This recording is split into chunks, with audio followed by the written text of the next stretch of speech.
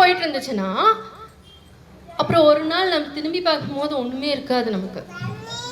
So நீங்கள் யாரெல்லாம் ஒரு நாளைக்கு 1 மணி நேரம் உங்களுக்காக செலவு பண்ணுறீங்க?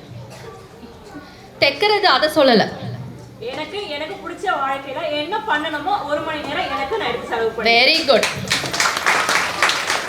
ஸோ 1 மணி நேரம் ஒண்ணுமே பண்ணலாம் பரவாயில்ல, உங்களுக்கு பிடிக்கல சும்மாவது உட்காந்து விட்டத்தை பார்த்துட்டாவது உட்காரணும்.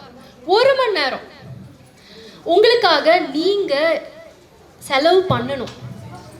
புரிஞ்சதுங்களா? உங்களுக்காக நீங்க என்ன நீங்க ஃபேஷியல் பண்ணிக்கோங்க வீட்லயே, இல்ல புக்கு படிங்க, இல்ல சும்மாவாது இருங்க. ஆனா உங்களுக்குன்னு ஒரு நேரத்தை நீங்க வைக்கணும். புரிஞ்சதுங்களா? ஸோ அப்படி இருந்தாதான் நீங்கள் உங்கள் ஃபேமிலியை நீங்கள் பில்ட் பண்ண முடியும். நீங்கள் ஆரோக்கியமாக இருந்தால் தான் ஃபேமிலி என்ன பண்ண முடியும்? ரன் பண்ண முடியும். ஸோ செல்ஃப் கேர் ரொம்ப இம்பார்ட்டண்ட். ஓகேங்களா? ஓகேங்களா? சரி, எப்போல்லாம் நான் டவுன் ஆகுறேனோ நான் ஒரு பாட்டை எனக்கு ஞாபகம் வரும். அந்த பாட்டு மட்டும் நான் பாடிட்டு, உன்னாலே முடியாதென்று ஊரே சொல்லும் நம்பாதே, தெரியுமா?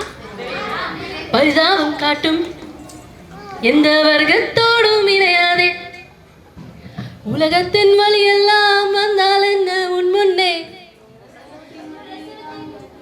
பிரசவத்தின் வழியை தாங்க பிறந்த அகினி சிறகே.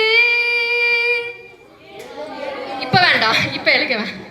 எழுந்து வா, அப்புறம் உலகை அசைப்போம், உயர்ந்து வா வா வா, உயர்ந்து வாங்கன்னு சொல்லி உங்களை எல்லாரையும் வாழ்த்தி வாய்ப்பு கொடுத்ததுக்கு நன்றி சொல்லி விடைபெறுகிறேன். நன்றி, வணக்கம்.